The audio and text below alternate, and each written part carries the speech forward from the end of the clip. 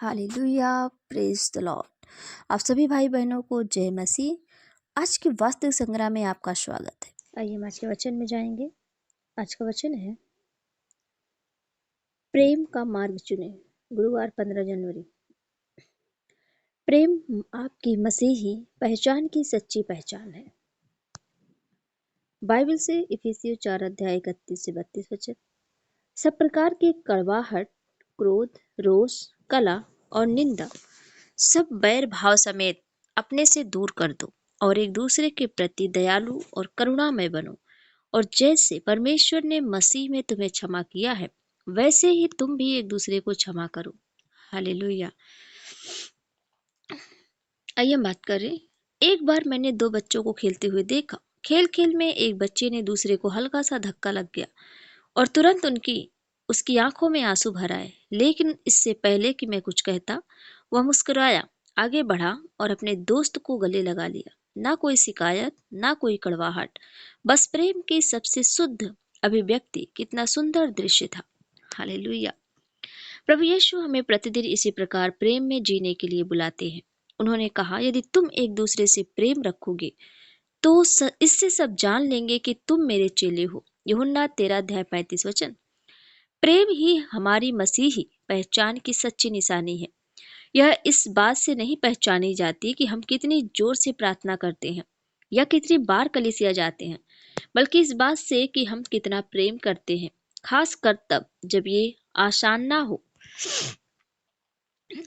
चुनौतियां अवश्य आएंगी। लोग आपके विरुद्ध बोल सकते हैं, आपको ठेस पहुंचा सकते हैं या आपके साथ दुर्व्यवहार कर सकते हैं।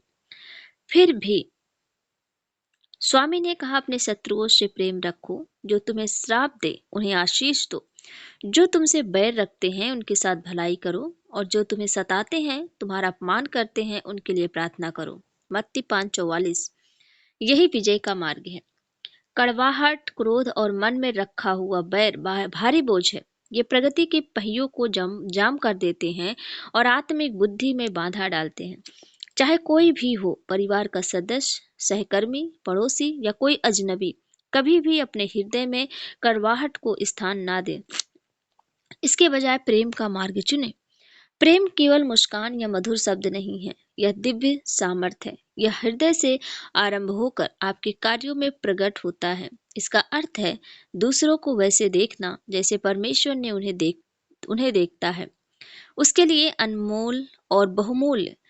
जब आप इस प्रकार जीवन जीते हैं तो आपका जीवन प्रेरणा बन जाता है और आपका प्रभाव आपकी कल्पना से कहीं आगे तक फैलता है।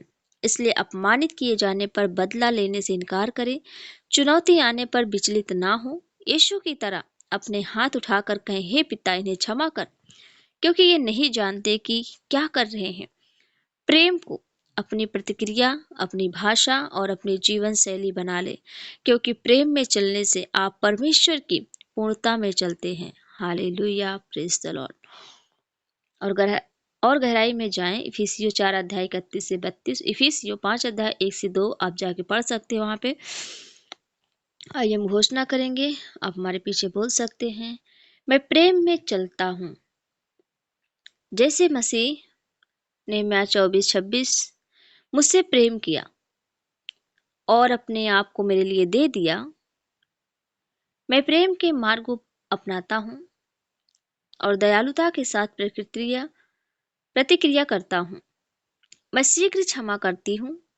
प्रभु, धन्यवाद कि आपने मुझे अपने प्रेम की अभिव्यक्ति बनाया है, ताकि मेरे द्वारा दूसरों को चंगाई, आनंद और शांति मिले।